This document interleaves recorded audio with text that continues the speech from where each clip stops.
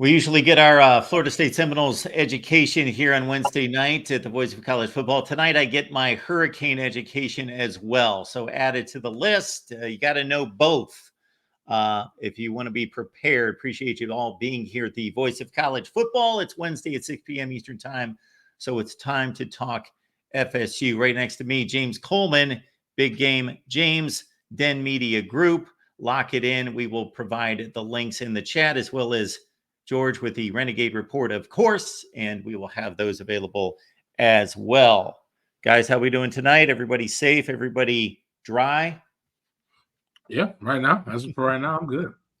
And there was no pun intended there. We're not going to be talking about another college. There is, in fact, a meteorological phenomenon currently out there in the Gulf. And I guess we can talk a little bit about that. To start the show, hopefully everybody out there stays safe and is getting prepared as this thing creeps towards shoreline here in the Gulf of Mexico.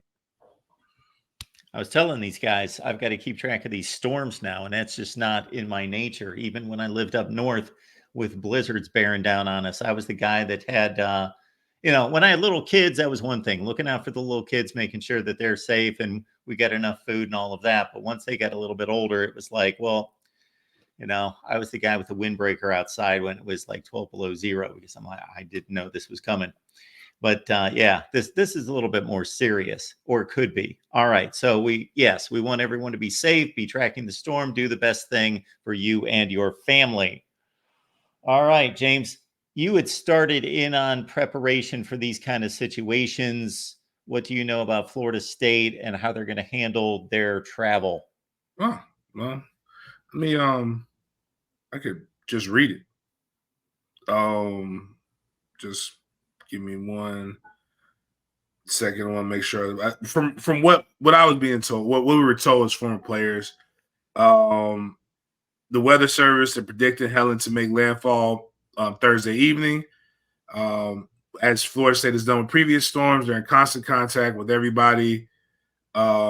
They're constant contact with the conference and everything. For Thursday, we have moved the day to start earlier to ensure that we are dismissed and home before the storm arrives in Tallahassee.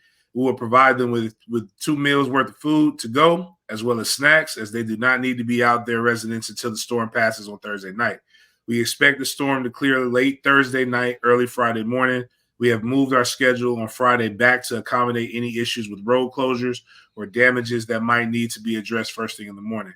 For those who live further from campus and do not feel comfortable commuting or live alone, we will have the Moore Center in the stadium available for lodging.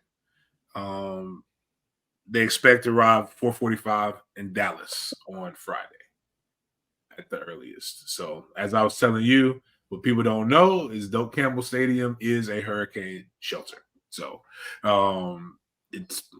that's the beauty of building something in brick. Something pretty sturdy. It's kind of if you ever was it 3 Little Pigs, you don't want the straw, you don't want the stick, you want the bricks. So That's right. That helps. But the Category 4 hurricane has not hit Tallahassee since 1896, and that was before they had like 24-hour social media and things of that nature to where you can get this. But it should be interesting. I have experienced a ton of hurricanes. I tell my family and friends, do not call me if it's not a Category 4 or higher. Category 4s strike a little fear. And I remember as a young pup, there was Hurricane Kate that ripped through the state when I was a baby. And Andrew is the one that literally almost looked like a bomb dropped through the state. It hit Miami and just gutted, but that was a Category 5, and I remember that one. That was wild. So I was thousands and thousands of miles away, and I typically don't remember stuff like that. But as soon as you said Andrew, everybody across the nation knew about that and was watching what was going on. Something about being in Florida, like different. Like James, me that grew up here, like you're a little kid, so you like.